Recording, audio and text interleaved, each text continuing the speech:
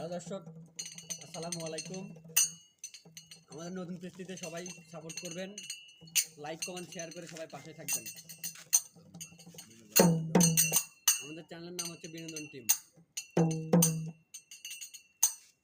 আমি পাগল দিওয়ানা হয়েছি, যবে মুর্শিদের প্রেমে পড়েছি। তোমারই নামের মালা গলে পড়েছি, তোমারই নামের মালা গলে পড়েছি, পাগল দিওয়ানা হয়েছি, যবে মুর্শিদেরই প্রেমে পড়েছি। আমি পাগল দিওয়ানা হয়ে